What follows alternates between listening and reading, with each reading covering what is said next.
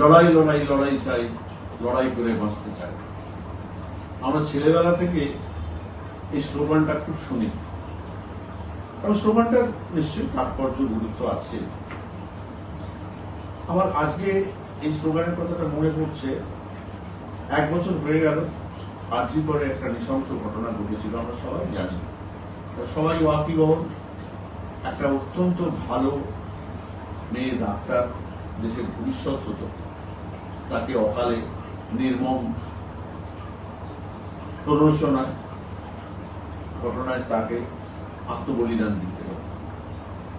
এবং সেই ঘটনাকে কেন্দ্র করে আমরা দেখেছিলাম একটা গোটা রাজ্য জুড়ে ভয়ঙ্কর একটা প্রতিবাদী আন্দোলন মাথা তুলেছিল, এবং দলমত নির্বিশেষে বুদ্ধিজীবী, পপুলার ফিল্ম আর্টিস্ট, সিরিয়ালের আর্টিস্ট থেকে শুরু করে সমস্ত স্তরের মানুষ সেদিন প্রতিবাদে রাস্তায় নেমে পড়েছে।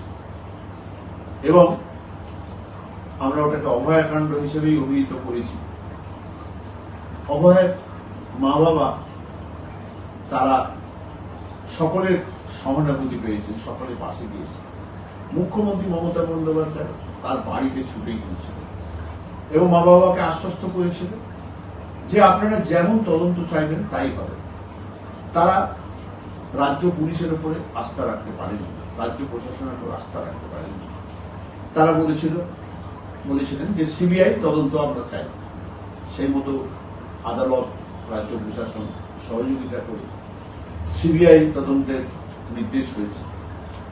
কিন্তু আমরা 1 বছর পরে দেখছি অভয়ের মা বাবার তো বটেই, গোটা এই তদন্ত প্রক্রিয়াটায় রাজ্যবাসী মোহভঙ্গ হয়েছে।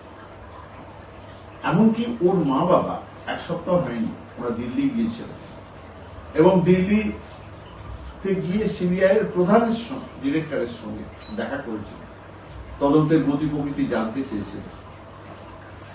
তারপরে তারা বেরিয়ে এসে সাংবাদিকদের যেটা বলেছিলেন সেটা অত্যন্ত তাৎপর্যপূর্ণ কথা, যে সিবিআই উচ্চ পদে আসীন একটা মানুষ এরকম বোকা নির্বাক বলা যায় হতে পারে, সেটা আমাদের ধারণার বাইরে ছিল।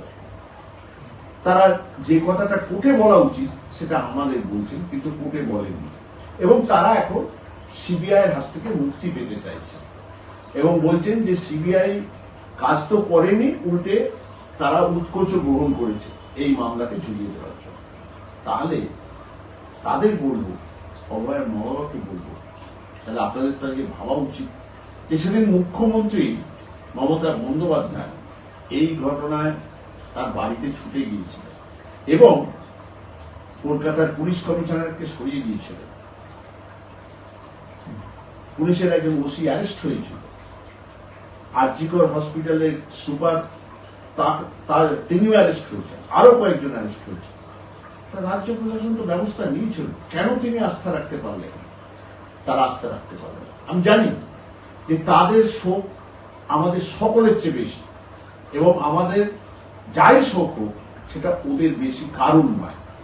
কিন্তু 1 বছর পরে তারা দেখছেন, আমরা দেখছি, এই অভয়াকাণ্ড নিয়ে যে আরজিকর ঘটনা নিয়ে যে আন্দোলন, সেই আন্দোলনটা কিনা ফিকে হয়ে গেছে।